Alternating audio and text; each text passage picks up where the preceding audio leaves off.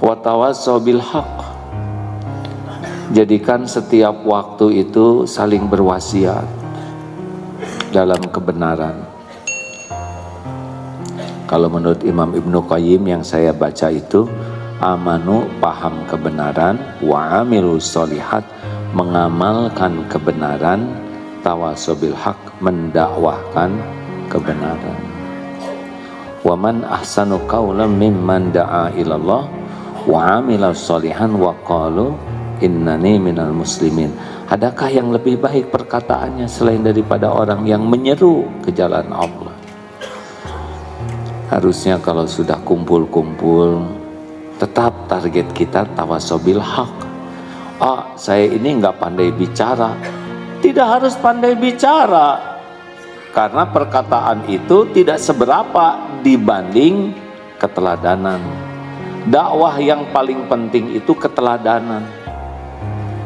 Sabar anak-anak, sing sabar jadi anak. Innallaha ma'asobirin, tahu?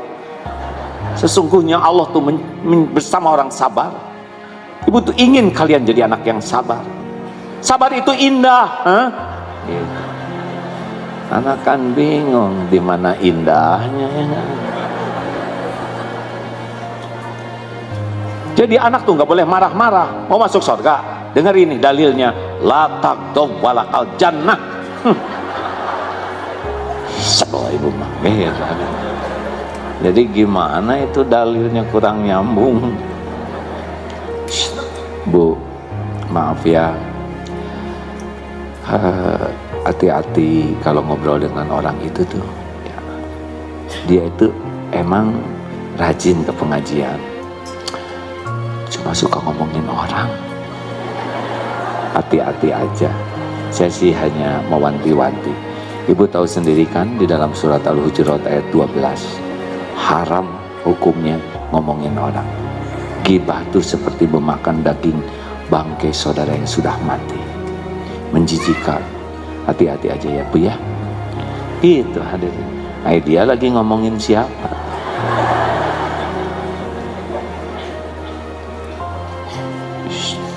Bu, saya mau cerita sesuatu tapi jangan bilang sama dia ya. Sebab saya udah janji sama dia, saya nggak akan ngomongin gitu. Engkau udah janji tapi ngomongin. Jadi walaupun dakwah, kalau kitanya tidak mengamalkan, hilang kekuatan dakwahnya. Makanya tawassaw bil haq yang paling utama adalah saling memberikan contoh yang baik. Coba mana yang harus sopan? Anak ke orang tua ke anak. Mana yang harus sopan? Dua-duanya hadirin. Mana yang harus lebih sopan? Orang tua ke anak, anak ke orang tua.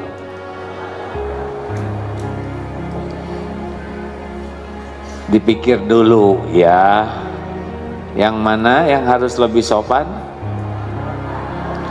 Anak ke orang tua. Anak belajar dari mana sopan ke orang tua? Kalau nggak diajarin orang tuanya. Bu, kalau anak harus sopan ke orang tua, terus tahu sopan dari mana? Dari orang tua. Jadi yang mana yang duluan sopan? Aduh, jangan bikin jengkel hadirin. Jadi, sabar ya benarnya. Tenang, harus cocok dengan ceramah sendiri.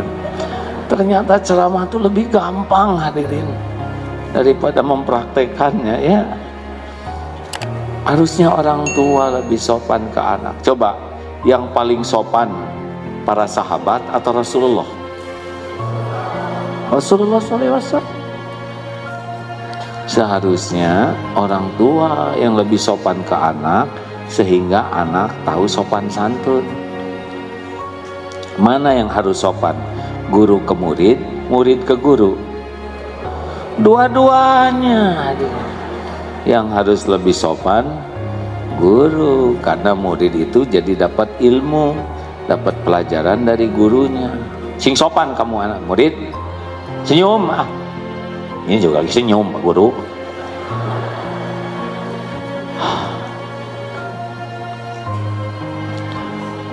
Kemarin ke masjid ada seorang anak kecil datang ke masjid, sama-sama naik sepeda sampai di masjid, membetulkan sendal. Ayo dek, nak rapikan sendal, rapikan. Tiba-tiba tiap yang datang tuh jadi hati-hati, langsung ikut merapikan sendiri. Ada yang lain ikut merapikan. Selesai sholat ditanya, gimana tadi hikmahnya? Masih kecil anaknya. Oh Pak, ternyata orang itu bisa niru kalau kita mulai dari diri kita. Tadi kan saya cuma ngerapiin, orang-orang jadi rapi semua. Ternyata anak aja bisa belajar kalau dia mulai dari dirinya, maka yang lain niru. Inilah tawasobil haq. Coba pas datang, hehe, beresin sendal, sing rapi mana ya? Enak lihat wajah kita. Ngarap-ngarap kita tidak ke masjid lagi. Makanya mari kita jadikan dimanapun kita berada, setiap waktu berusaha jadi contoh kebaikan dengan niat tawasobil haq. Dan kita pun belajar dari orang lain. Maaf ya, ini duduk begini, kiri, kanan, depan, belakang. Ini adalah ilmu bagi kita. Ini samping kiri kanan tuh kelebihan dan kekurangannya, kebaikan dan kesalahannya, ilmu buat kita. Ada yang pas duduk tuh senyum, ibu apa kabar? Baik. Tiba-tiba ngasih permen, gak bilang silakan. Dan bukan satu, tapi sebelah juga ada yang ngasih, bu separuh ewang ya. Pelajaran, gening geuleuh hadirin. Pelajaran, astagfirullahaladzim, serius. Astagfirullahaladzim. Pernah suatu saat, astagfirullahaladzim. Ini saya mohon maaf kalau cerita ini saya sebutkan karena saya yakin ini pun kejadian izin Allah gitu ya. Di mana gitu ada tugas dakwah kalau tidak salah di Taiwan gitu. Ada museum. Masuk, saya lihat ada waktu luang. Maaf ya, tiba-tiba rombongan yang di depan itu buang angin bu, ibu. Aduh, pas di depan saya. Aduh ya Allah. Tapi karena ingat ilmu ini semua kejadian itu adalah ilmu. Oh, berarti setiap kali buang angin harus pastikan tidak ada orang di belakang ya nggak? Karena yang di belakang kan jadi meledak semua. Pelajaran. Begitu hadirin. Lihat kelebihan, kekurangan, ketemu dengan orang ramah. Dia nggak bicara tentang ilmu keramahan. Kok enak ya? Dia tuh ramah, sopan, tawadu, nggak banyak bicara. Ini ilmu bagi saya. Saya harus perbaiki diri saya. Ada yang datang, ya, aduh, oh, dia nggak ngomong tapi ininya upil segala bikin. Oh, ini dia pelajaran. Pernah bersepeda rame-rame. Waduh, ada yang datang.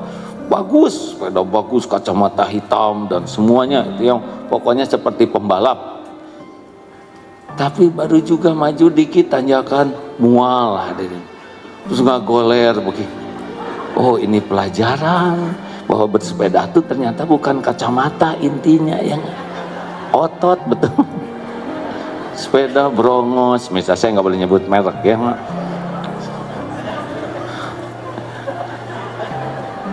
nggak boleh menertawakan hadirin, karena saya juga pernah muntah. Ya pelajaran suatu saat sedang nanjak gitu ya, aduh itu santri nyusul nih, nggak boleh susul sebagai kiai, lama-lama kunang.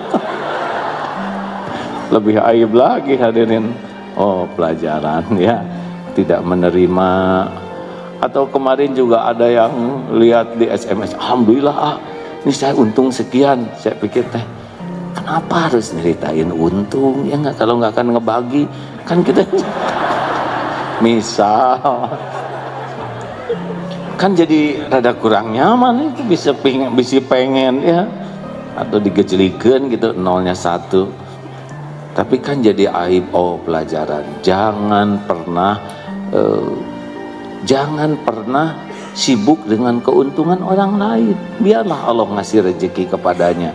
Jangan pernah pengen dikasih karena jadi aib. Udah pengen ternyata nggak dikasih, kan memalukan. Diam. Ini ilmu. Jadi ketemu yang baik, yang kurang baik, yang apapun, ini bagian dari tawasobil haq. Saling berwasiat dalam kebenaran.